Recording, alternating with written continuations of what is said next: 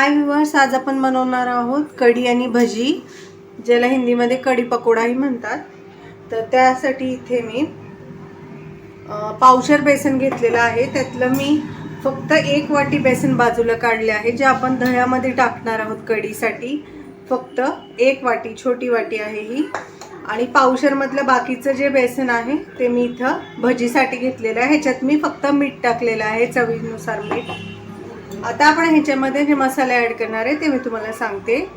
अर्धा चमचा ओवा, पाव चमचा हिंग, खायचा सोडा 1 चिमूट, थोडीशी कोथिंबीर, थोडीशी मिरची पावडर. हा अर्धा चमचा मिरची पावडर आहे. जर तुम्हाला ह्याच्यामध्ये पालक, कांदा किंवा मेथी टाकून बनवायचे असतील तर तेही पकोडे कढीमध्ये खूप छान लागतात, पण मी इथं प्लेन बनवणार आहे. आता हे मसाले टाकूया.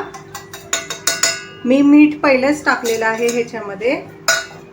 आता आपण काय करायचं आहे, ह्याचं एक बॅटर बनवून घ्यायचं आहे भजीसाठी. तर थोडं थोडंच पाणी टाकायचं आहे आपल्याला, एकदम जास्त पाणी हे टाकू नका. आपल्याला ह्याच्या गुठळ्या मोडत मोडत पीठ हे भिजवायचं आहे, त्यामुळे एकदम आधी पटकन पाणी टाकू नका.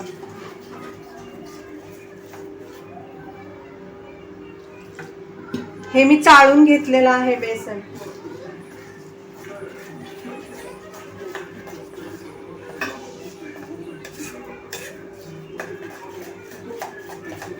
हे छानपैकी आपण आता फेटायचं आहे. हे पहा, असं पाहिजे आहे आपलं बॅटर. पण 2 ते 3 मिनिटं हे फेटून घेऊया.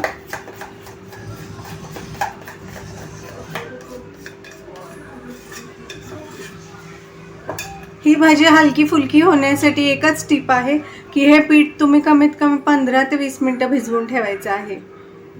आता हे मी पीठ असंच भिजवून, हे पहा, ड्रॉपिंग कन्सिस्टन्सी आहे ह्याची. आणि हे जी भजी आहे ही कमी तेलामध्ये फ्राय करणार आहोत, डीप फ्राय करायची नाही आहे. कमी तेल घ्यायचं आहे आणि मग फ्राय करायची आहे ही भजी.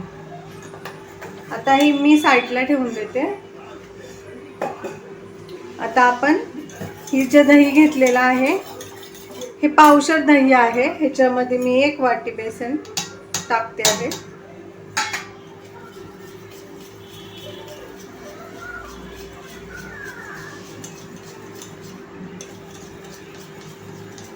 हे पहा, मिक्स केलेलं आहे मी. आता मी तुम्हाला हे प्रमाण सांगते की जर का तुम्ही हे अर्धा वाटी बेसन घेतलं आणि दही घेतलं ह्याच्यासाठी पावशर, तर तुम्हाला कमीत कमी 3 ते 4 वाट्या पाणी कढीसाठी टाकावं लागेल. आता हे आपल्याला थोडंसं पातळ करून घ्यायचं आहे.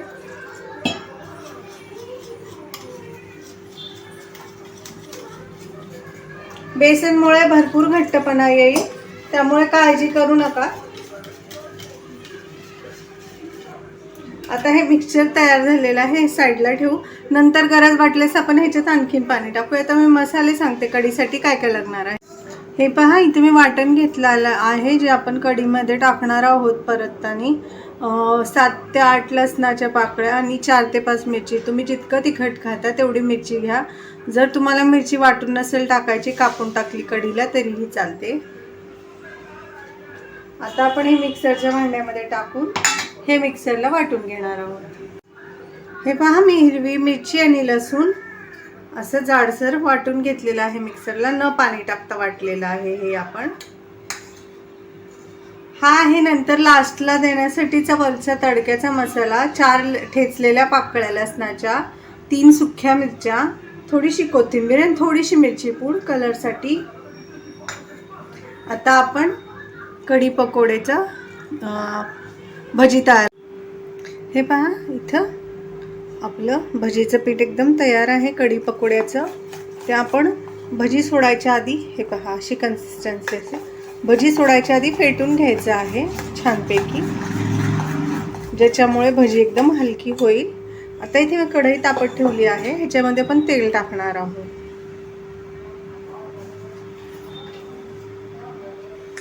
जास्त तेल घ्यायचं नाही ही भजी तळायला. हे पहा, थोडंसंच तेल टाकायचं आहे कढईमध्ये. आता पण हे तेल थोडंसं गरम होऊन देणार आहोत. मीडियम टू हाय फ्लेमवरती हे भजी आपल्याला तळायची आहे, लो फ्लेमवर तळू नका. आता आपण तेल गरम होऊन देऊया. हे पहा, आपलं तेल गरम झालेलं आहे. आता आपण ह्याच्यामध्ये चमच्याच्या साहाय्याने छोटी छोटी भजी सोडूया.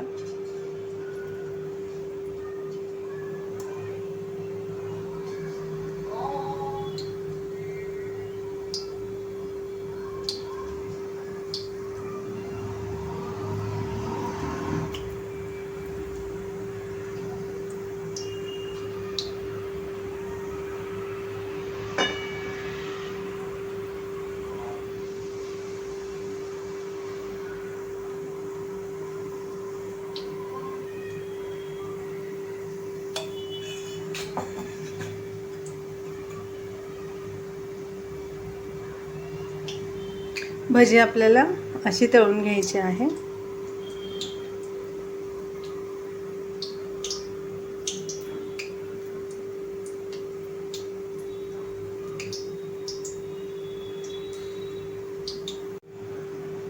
हे पहा, जे बबल्स दिसतात ते तुम्हाला भजीच्या वर ते येणे गरजेचं आहे. त्याच्यामुळे काय होतं, कढी पिईल आपली भजी. जेव्हा आपण कढीमध्ये टाकू तेव्हा ही कढीला छानपैकी ॲब्झॉर्ब करेल किंवा ओढून घेईल कढीला. त्यामुळे ह्याचा स्वादही छान येईल. आता आपण ही भजी पलटून घेऊया.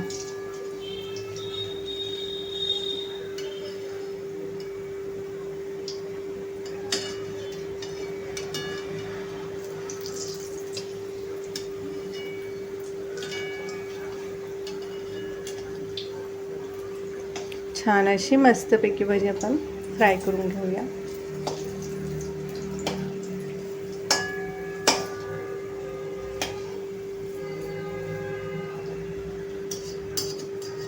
हे जर लागलं तरी काही हरकत नाही, निघून जाईल. आता आपण छान दोन्ही बाजूनी मस्तपैकी भजी फ्राय करून घेऊया. हे पहा, भजी तळून झालेली आहे. आता आपण काढून घेऊ. हे पहा, हे जे बबल्स आहे मी तुम्हाला सांगते आहे, ह्याच्यामुळे काय होतं, कढी सोक केली जाते, छानपैकी ओढून घेईल कढीला आपली भजी. आता भजी छान ब्राऊन कलरची झाली आहे, तर आपण काढून घेऊया. हे पहा, पीठ भिजल्यामुळे भजी एकदम छान अशी फुललेली आहे. ही आपण जेव्हा खायचं सोडा आणि भजीचं पीठ भिजवतो व्यवस्थित, तेव्हा भजी एकदम छान अशी गुबगुबीत आणि हवेदार होते. आता आपण आणखीन भजी सोडून घेऊया. हे पहा, इथे मी सगळी भजी तळून घेतलेली आहे. आता आपण कढी बनवायला घेत आहोत. तर इथे मी नॉनस्टिक पॅनमध्ये 2 चमचे तेल घेतलेलं आहे.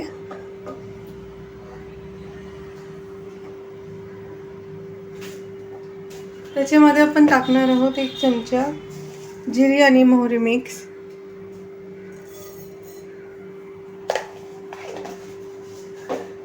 जिरी मोहरी आपल्याला छान तडतडू द्यायची आहे. हे पहा, जिरी मोहरी तडतडली छानपैकी. आता आपण जी हिरवी मिरची आणि लसूणचा पेस्ट केली होती ती टाकायची आहे. आता आपण हे तेलावरती छानपैकी फ्राय करून घेऊया. छान असं आपल्याला लसूण आणि मिरचीचा कच्चेपणा जाऊन द्यायचा आहे.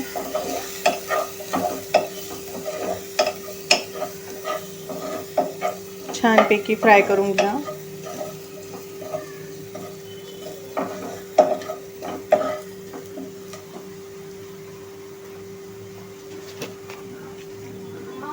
आता आपण ह्याच्यामध्ये अर्धा चमचा हळद टाकूया. हळदीला पण आपण छानपैकी तेलामध्ये मिक्स करून घेऊया. आता मिरची आपली फ्राय झालेली आहे.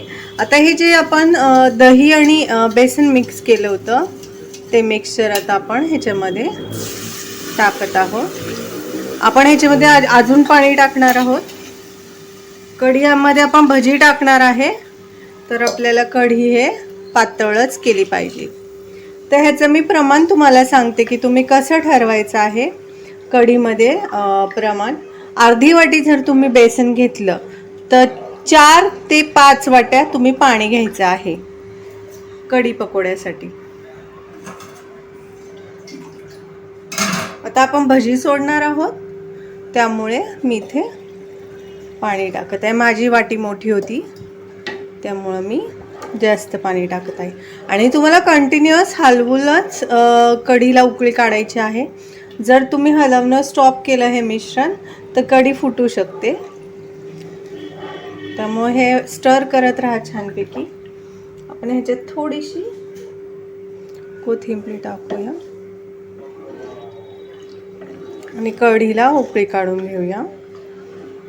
आता आपण ह्याच्यात चवीनुसार मीठ टाकूया.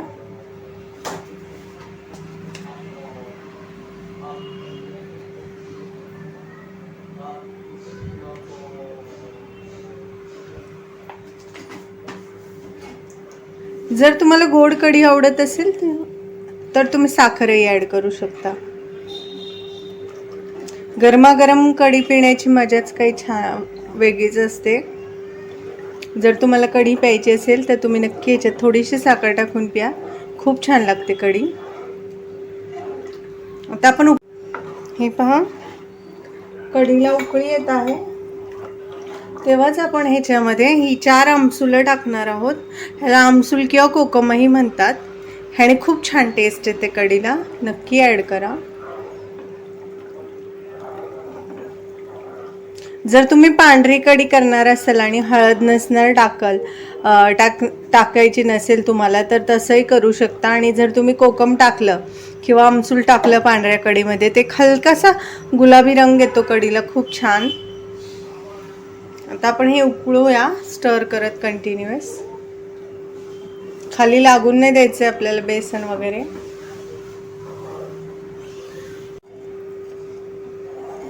हे पहा, आपल्या कढीला छान अशी उकळी आलेली आहे आणि अजिबात कढी आपली अशी फुटलेली वगैरे नाही आहे, कारण आपण ती कंटिन्युअस हलवलेली आहे. तर हे पहा, तुम्ही बघू शकता. आता आपण काय करायचं आहे, उकळलेल्या कढीमध्ये भजी सोडूया.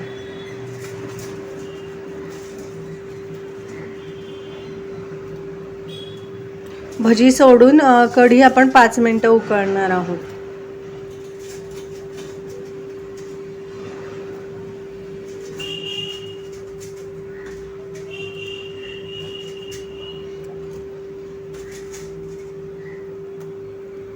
हे पहा, भजी आपण टाकलेली आहे.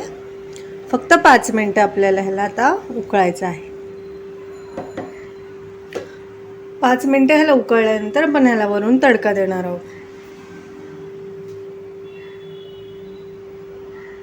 आता याला मीडियम फ्लेमवरती आपण उकळून घेणार आहोत. 5 मिनिटं झालेली आहे. आता आपली भजी उकळलेली आहे छान कढीमध्ये. आता आपण गॅस बंद करूया.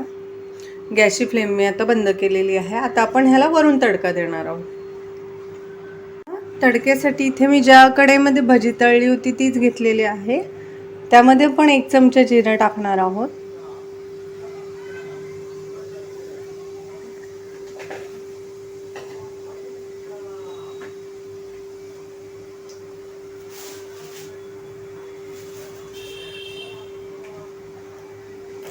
जिरं थोडंसं हे झालं, तडतडलं की मग टाकणार आहोत आपण चिमूटभर हिंग.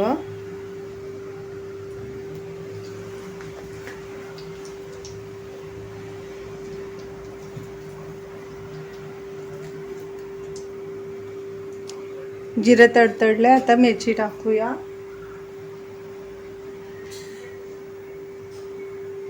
ठेचलेले लसणाच्या पाकळ्या 4.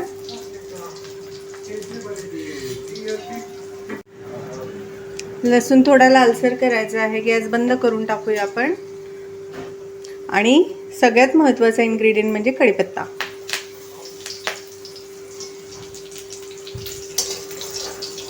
हा तडका छानपैकी आपण केलेला आहे. लाल झालेला आहे लसूण. आता लास्ट आपण ह्याच्यामध्ये मिरची पावडर टाकणार आहोत. आणि आता हा तडका आपण कढीवर टाकणार आहोत. हे पहा, तयार तडका आता आपण कढीमध्ये टाकून देऊया.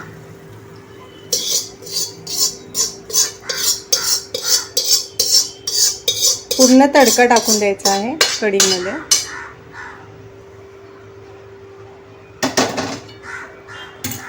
ही पहा, आपली छान छान सुंदर कढी तयार आहे खाण्यासाठी.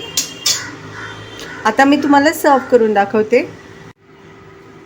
हे पहा व्ह्यूअर्स, आपली कढी आणि भजी कशी दिसत आहे. कढी पकोडा मी तुम्हाला एकदम जवळून दाखवते. बघू शकता, टेस्टी टेस्टी दिसतीये ना. त्याच्यासोबत आहे हा गरम गरम भात. तुम्ही माझी कढी पकोडा किंवा कढी भजीची रेसिपी नक्की ट्राय करा. माझी रेसिपी आवडल्यास माझ्या चॅनलला लाईक करा आणि सबस्क्राईब करा. आणि एक गोष्ट लक्षात ठेवा, जेव्हा तुम्हाला कढी पकोडा किंवा कढी भजी करायची असेल, जेव्हा तुम्ही खाणार असेल त्यावेळेसच भजी कढीमध्ये टाका, नाहीतर भजीचा पूर्ण गाळ होऊन जाईल.